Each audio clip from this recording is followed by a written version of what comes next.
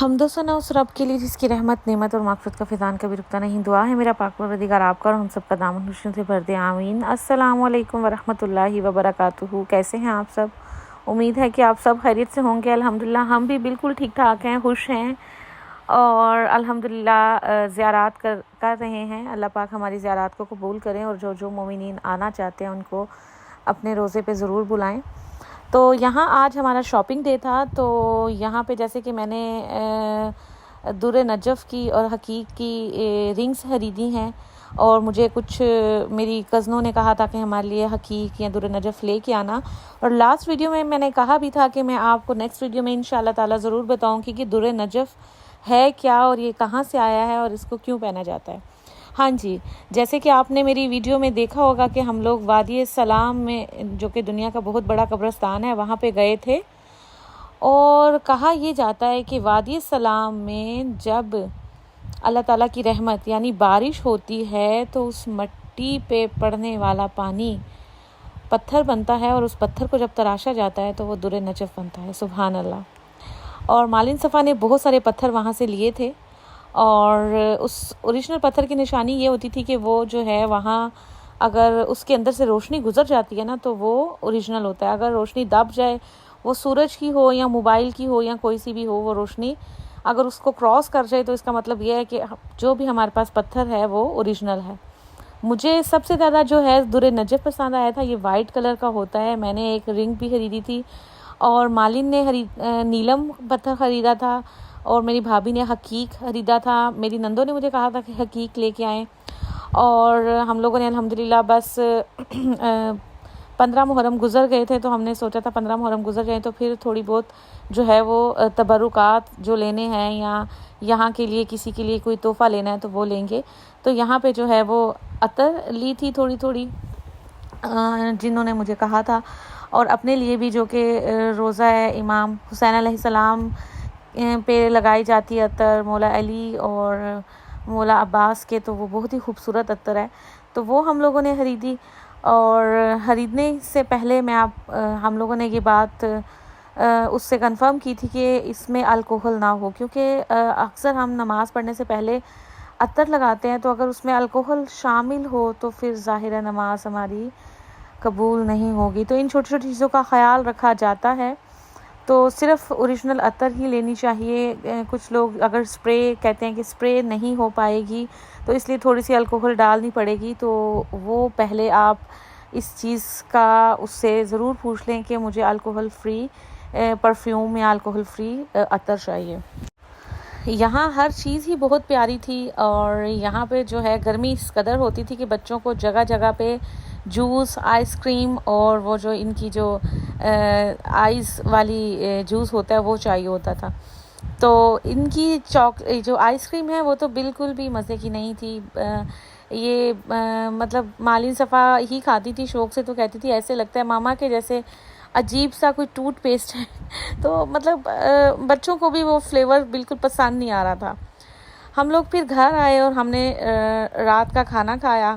رات کا کھانا کھانے کے بعد ہم لوگ دوبارہ سے جو ہے وہ حرم میں نماز پڑھی. نماز پڑھنے کے بعد ہم لوگ پھر سے جو ہے وہ شاپنگ کرنے کے لیے چلے گئے, کیونکہ نجف میں ہمارا 1-2 دن ہی رہ گیا تھا. اس کے بعد ہمیں کازمین جانا تھا, اور سامرا جانا ہے, مدائن جانا ہے, بغداد جانا ہے. تو یہ ساری جگہوں پہ جو ہے وہ 1-2 دن کے لیے جانا ہے. کچھ جگہ ایسی ہیں کہ صبح جانا ہے اور شام کو واپس آ جانا ہے, تو پھر اتنے زیادہ تھکے ہوتے ہیں کہ کچھ ایکسٹرا کام نہیں ہو پاتا.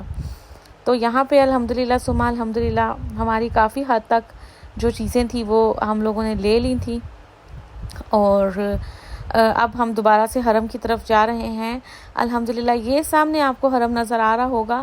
ہمارا ہوٹل 200 میٹر پہ دور تھا, مطلب نکلتے تھے اور سامنے ہی الحمدللہ حرم ہوتا ہے. اور یہ دیکھیں جی میرا یہ در نجف میں آپ کو دکھا رہی ہوں کہ مجھے جو بہت ہی اچھی رنگ لگی تھی, اور میں نے پہلی دفعہ کوئی رنگ پہنی تھی, کیونکہ میں نے نہ کبھی اسٹون پہنے ہیں اور نہ ہی مجھے شوق تھا. لیکن جب در نجف کے بارے میں نے سنا تو مجھے یہ بہت مزے کا لگا, بہت اچھا لگا.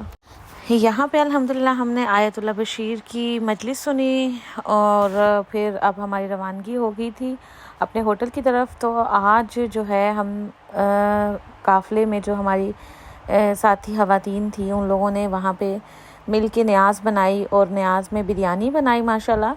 تو بہت مزے کی بریانی تھی اور بہت زیادہ کوانٹٹی میں بنائی تھی، کیونکہ جتنے بھی ہم لوگ تقریباً 37 لوگ تھے ان لوگوں نے مل کے کھانی تھی بریانی، اور پلس ہم لوگوں کو جو ہے وہ بانٹنی بھی تھی، نیاز بھی دینی تھی۔ تو یہ 2 پتیلوں میں بریانی بنی تھی، ایک پتیلے میں مرچی کم تھی تھوڑی کہ بچے بھی کھا سکیں آرام سے، اور ایک پتیلی میں تھوڑی مرچی والی بریانی بنی تھی تاکہ بڑے بھی انجوائے کر سکیں۔ کیونکہ جب سے ہم لوگ زیارات پہ الحمدللہ آئے ہوئے ہیں تو یہاں پہ جو ہے وہ ہر کوئی یہی کوشش میں ہوتا ہے کہ ہماری ساری زیارات کمپلیٹ ہو جائیں، ہم حرم میں جا کے نماز پڑھ لیں۔ تو یہاں پہ ایسے ہی ہوتا تھا کہ دن کو کچھ لوگ سوتے تھے اور رات کو عبادات کرتے تھے، صرف دن کو نماز کے لیے اٹھتے تھے، حرم میں جاتے تھے، نماز پڑھتے تھے اور پھر بچوں کو لے کے سو جاتے تھے، کیونکہ گرمی اس قدر شدید ہوتی تھی 55 49 50 اتنا ٹمپریچر رہتا تھا اور تپش اتنی زمین سے نکلتی تھی الحمدللہ۔ خیر اللہ کا بہت شکر ہے کہ اللہ تعالیٰ نے ہمیں یہ دن دیکھنے نصیب کیے۔